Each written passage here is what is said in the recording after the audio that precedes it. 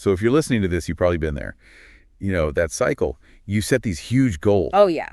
Lose weight, learn French, meditate every single day. Exactly. And you start off super motivated, maybe for a week, maybe two. Uh-huh. Then, poof, life gets in the way. And the goal just kind of collapses. You feel stuck, maybe a bit frustrated, thinking you'll just try again next year. Same cycle. It's such a common thing. And, you know, the material we've been digging into, especially James Clear's Atomic Habits, it really suggests we're looking at the problem all wrong. How so? Well, we think we need this massive, heroic effort to get results, right? Yeah, like willpower is everything. But Clear argues that real, lasting change, it doesn't come from those giant leaps when you feel motivated. It comes from tiny, almost invisible changes, things you do consistently. Okay, tiny changes. So this book, Atomic Habits, it's made huge waves. People really connect with it. They really do. So our mission for this deep dive is basically to break it all down for you.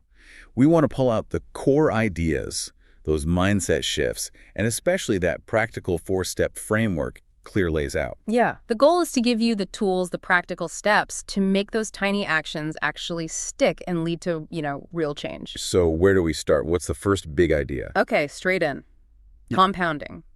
It sounds simple, almost too simple, maybe, but it's incredibly powerful. Compounding, like interest in a bank account. Exactly like that. Small habits make a huge difference because improvements compound over time. Think about the statistic he uses, the 1% rule. Right, I remember reading that. If you get just 1% better each day for a year, it doesn't just add up linearly. You actually end up 37 times better. 37 times, that's huge from just 1%. It is, but the flip side is true too. Get 1% worse each day and you decline almost down to 0. Wow.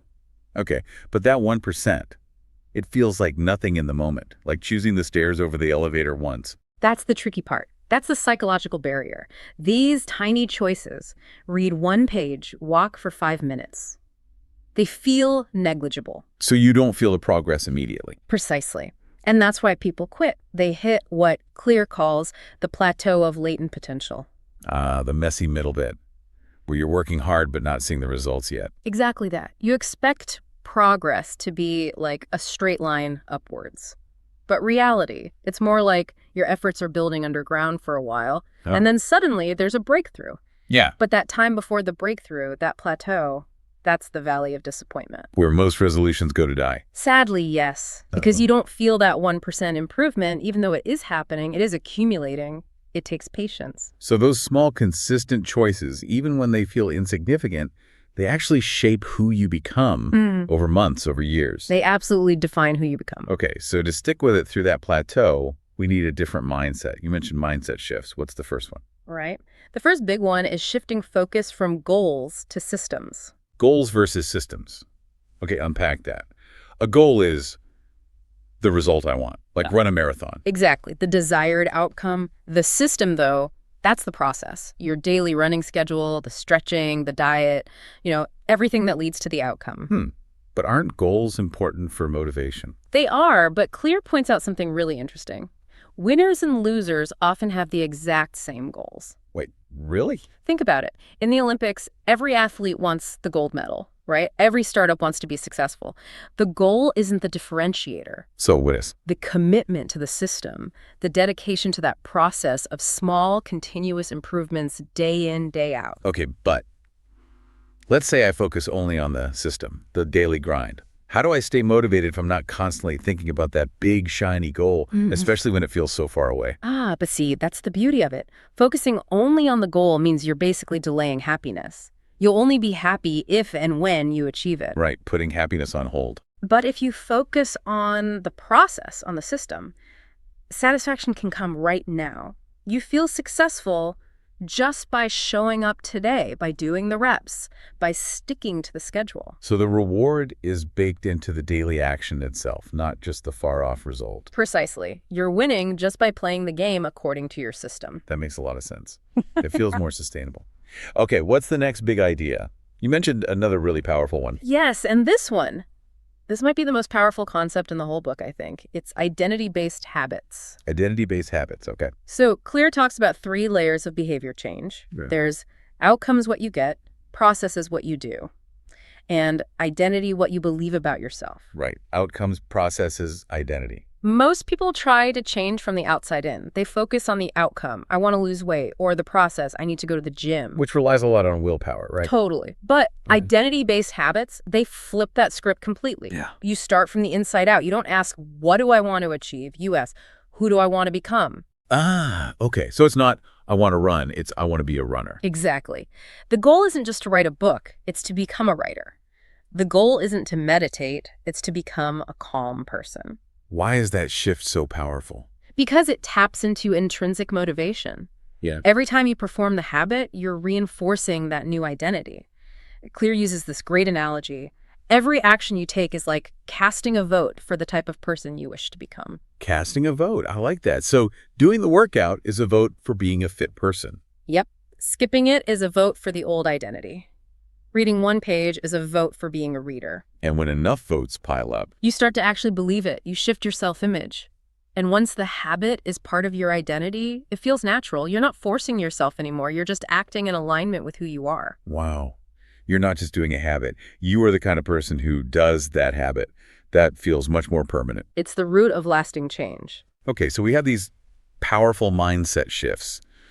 Focus on systems, build identity. How do we actually do that? How do we build the systems that support the identity? That's where the practical framework comes in the 4 laws of behavior change. This is the how-to. The 4 lies, right?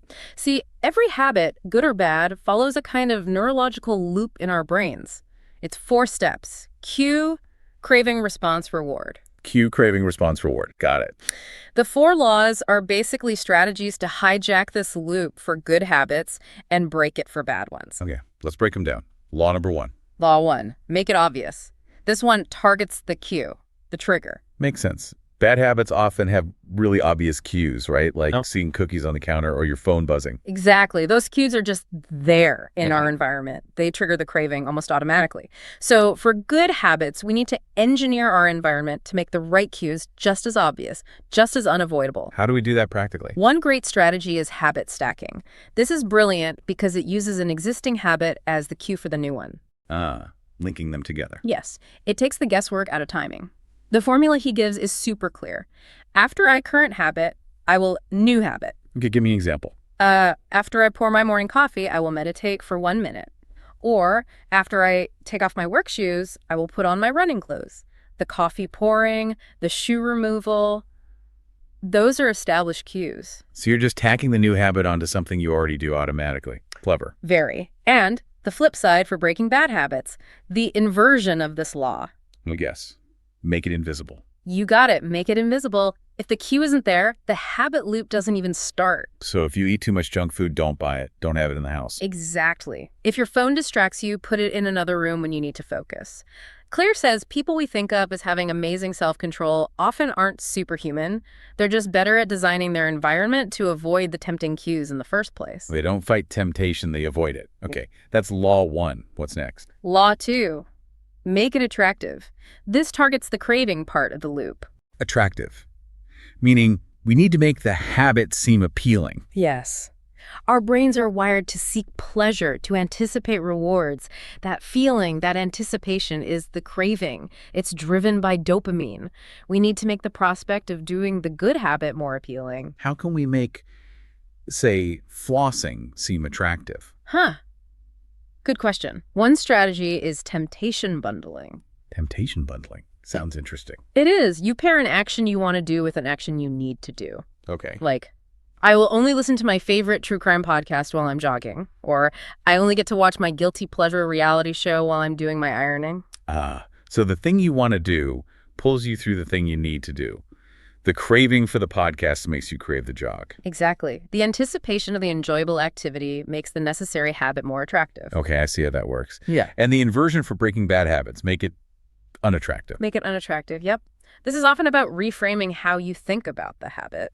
Yeah. Instead of thinking, I have to give up cigarettes, which sounds like deprivation, you reframe it as, I am becoming a healthy person who breathes easily. Focus on the benefits of avoiding the bad habit. So you highlight the downsides of the bad habit and the upsides of avoiding it. Make not doing it seem appealing. Precisely. Make the consequences visible and unattractive in your mind. Got it. Yeah. Law 1, obvious. Law 2, attractive. What's law 3? Law 3, make it easy. This is about the response, the actual habit itself. Make it easy because we're inherently lazy. Basically, yes. Our brains are wired to conserve energy, to follow the path of least resistance. So if we want a habit to stick, we need to reduce the friction involved in doing it. Remove the obstacle. Absolutely. And the killer strategy here, maybe the most practical takeaway for many people, is the 2-minute rule. The 2-minute rule. I've heard about this. Seems almost too simple. It does, but it's incredibly effective. The rule is, when you start a new habit, it should take less than 2 minutes to do. Less than 2 minutes. How did that help me run a marathon? It's not about achieving the full goal in 2 minutes. It's about mastering the art of showing up. Okay. Lowering the barrier to entry. Exactly. So read every day becomes read 1 page, do yoga becomes take out my yoga mat, run 3 miles becomes put on my running shoes. So you just focus on starting. Yes. That tiny 2-minute action is what Clear calls a gateway habit.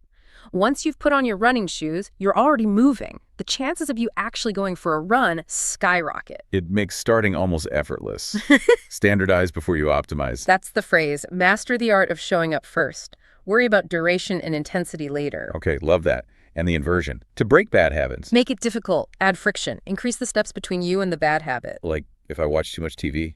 Unplug it after each use. Maybe put the remote in a different room, inside a box. Just add steps. Or if I spend too much online. Delete your saved credit card information. Force yourself to manually enter it every time. That little bit of friction gives your rational brain a chance to step in and say, do I really need this? Makes sense. Add friction to bad habits, remove it from good ones. Okay, final law. Law 4. Make it satisfying. This targets the reward. Satisfying. Because we repeat what feels good. Exactly. Our brain says, hey, that felt good. Let's do it again. The problem with many good habits is that the reward is delayed. Right. You don't get fit after one workout. You don't get rich after saving $10. The payoff is way down the line. But our brains evolved for immediate returns, so we need to find a way to give ourselves an immediate reward for doing the good habit today. Bridge the gap between the action and the long-term benefit. How? The simplest, most effective tool? A habit tracker? Like a calendar on the wall? Could be, or a journal, an app, anything where you can mark off your success each day, put a big X on the calendar every day you complete the habit. And that X is the reward. It is. That simple act of marking it off provides immediate visual proof of progress. It feels good. It's satisfying.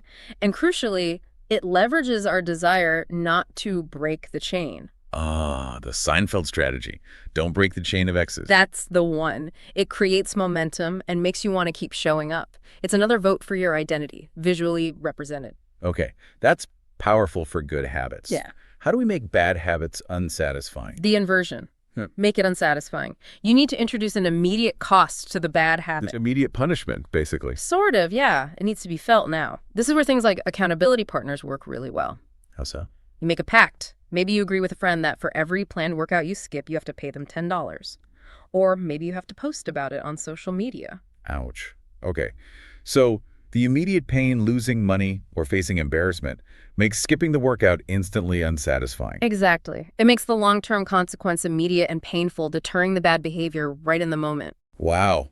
Okay, so those are the 4 laws. Let's quickly recap them to build good habits. Make it obvious, make it attractive, make it easy, make it satisfying. And to break bad habits. Make it invisible, make it unattractive, make it difficult, make it unsatisfying. It's a really elegant framework when you lay it out like that. Yeah. Covers all the bases of that habit loop. It really does. It gives you specific levers to pull for any behavior you want to change. So when we zoom out, what's the big takeaway here? What does this all mean for someone trying to actually change? I think the biggest picture is that transformation isn't about some heroic one-off effort. It's not about finding infinite willpower. Right. It's not one giant leap. No.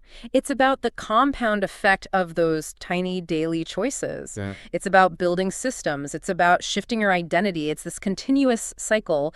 Your habits shape your identity, and then your identity reinforces your habits. It's a positive feedback loop you build intentionally. Exactly. You become the person you want to be, one tiny habit at a time. So, for everyone listening, the journey really does start right now.